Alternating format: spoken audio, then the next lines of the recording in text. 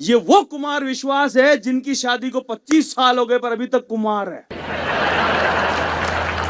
हाँ, बताया जाता है कि जब शादी के लिए लड़की देखने गए तो इनको देखते ही लड़की की मां बेहोश हो गई। पानी के छींटे वीटे दिए, होश में आई, आते ही बोली यही लड़का 20 साल पहले मुझे भी देखने आया था।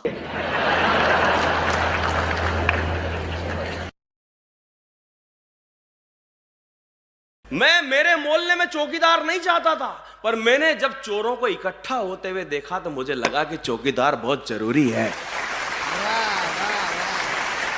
हो सकता है मेरे कवि मुझसे नाराज हो जाए कि यार ये कविता तो इशारों की भाषा है, डायरेक्ट कहने की क्या जरूरत है। अरे इशारे समझते तो 500 साल लगते क्या। वाह, बहुत अच्छे भैया, जिंदाबाद।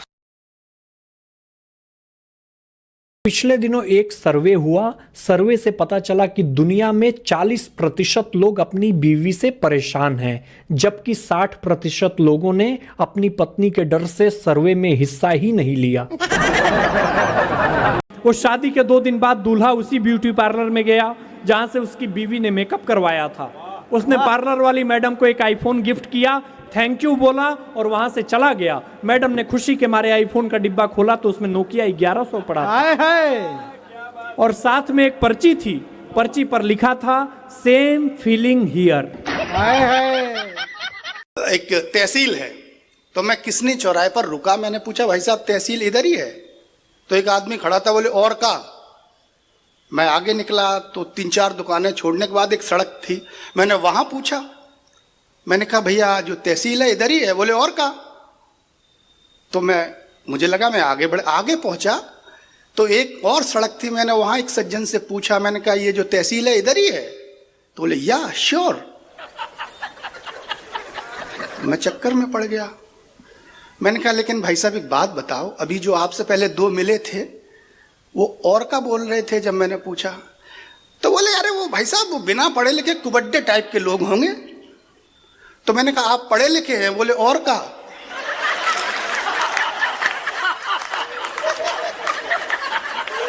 बोले पंडित जी ने सिखा दिया है मुझे कि मंदिर के पीछे घर में 15 लठ गिन के रख लो, तो एक दिन से गिनना शुरू करो। 1 तो कोई आए, 2 तो बोले आज दूज है, तीसरे दिन कोई आए तो आज तीज है। तो दीपक भाई ने सारा मामला रट लिया। गांव का एक आदमी आया, बोले दीपक भाई आज कौन सी तिथि है? तो दीपक भाई रोज लठ गिनते तो कमरे के अंदर गए, गिन के आए 1 2 3 4 5। बोले आज भैया पंचमी है। तो वो समझ गया यार पंडित तो बड़ा होशियार है। अगले दिन पट्टा फिर आ गया, तो दीपक जी फिर अंदर गए, बोले 1 2 3 4 5 6, बोले आज छठवीं है। तो वो समझ गया कि यार ये तो होशियार। एक गांव का आदमी देख रहा था मामला। दीपक जी कहीं घूमने गए, पीछे कमरे में घुसा और सारे लठ गड्ढमड्ढ कर दिए। और जैसे ही दीपक जी आए तो खड़ा हो गया, बोले दीपक जी आज कौन सी तिथि हो गई? तो दीपक जी उठे, अंदर कमरे में गए तो देखा लठ गड्ढमड्ढ। लौट के आए, बोले लल्ला आज तो घपड़ चौथ हो गई है। अगर संघर्ष सीखना है तो पिता से सीखिए, संस्कार सीखना है तो माँ से सीखिए, झाड़ू पोछा तो बीवी सिखाई देगी।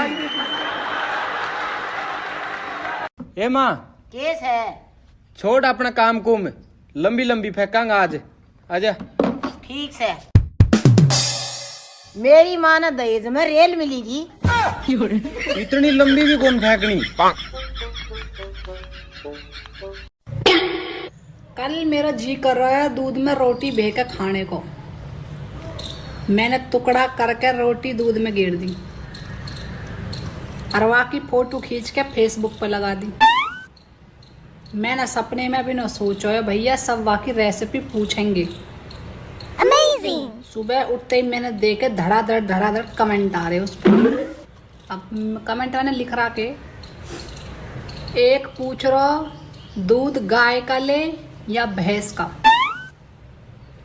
दूसरा पूछ रहा रोटी हाथ से तोड़कर गेरे या ग्राइंडर से पीस कर, तीसरा कह रहा है 1 रोटी ले की 2 रोटी,